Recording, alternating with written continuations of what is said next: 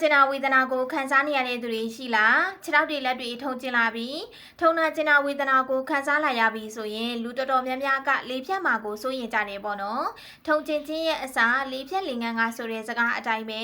ခြေတွေလက်တွေထုံကျင်လာပြီးထုံနာကျင်နာဝေဒနာခံစားလာရပြီဆိုရင်လေဖြတ်တော့မှာလားပေါ့နော်ဒီအကြောင်းအရာလေးနဲ့ပတ်သက်ပြီးတော့မှဆုလိုက်မြောက်ပြီးတော့မှဖြစ်ပါတယ်ရှင်ထုံနာကျင်နာဝေဒနာကိုဖြစ်စေတဲ့အကြောင်းရင်းတွေအများကြီးရှိတယ်ပေါ့နော်အဲ့ထဲကမှဘလို့အခြေအနေမျိုးမှလေဖြတ်နိုင်လဲဆိုရင်နံပါတ်1အနေနဲ့သွေးတိုးယောဂရှိတဲ့သူတွေနံပါတ်2စီးကျိုယောဂရှိတဲ့သူတွေ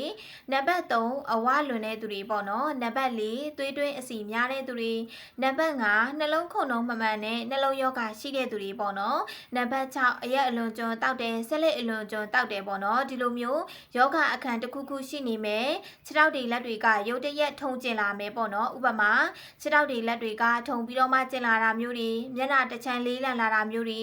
ခြေထောက်တွေလက်တွေလေးလံလာတာမျိုးတွေပေါ့နော်လမ်းသွားတဲ့အခါမှာအားမရှိသလိုမျိုးတုံဆိုင်လေးဖြစ်လာတာမျိုးတွေစကားပြောတဲ့အခါမှာလည်းရှာလေးအားလေးဖြစ်လာတယ်စကားလုံးတွေလုံးထွေးလာတယ်စကားလုံးတွေမပိမသားဖြစ်လာတယ်ပေါ့နော်ဒီလိုလက္ခဏာဝေဒနာနဲ့တွဲဖက်ပြီးတော့မှ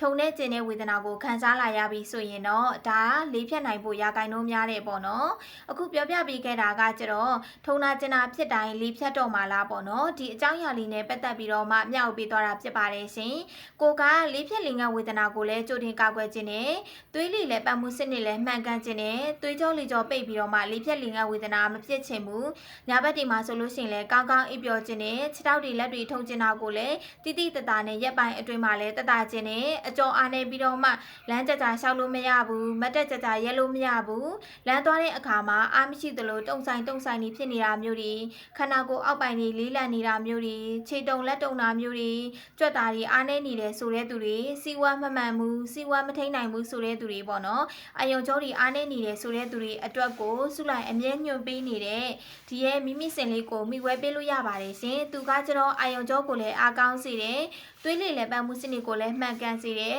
သွေးကြောလီကြောပိတ်ပြီးတော့မှလေးဖြတ်လေငတ်ဝေဒနာမဖြစ်အောင်ကြိုတင်ကာကွယ်ခြင်းနဲ့ဆိုတဲ့သူတွေအတွက်လည်းအရန်ကိုမှအဆင်ပြေပါတယ်ရှင်တလားစာပါတပူကို1300တလီရောက်တဲ့မျိုးတော်တော်များများကိုအင်ရောက်ငွေချေစနစ်လေးနဲ့ပို့ပေးနေပါတယ်ရှင်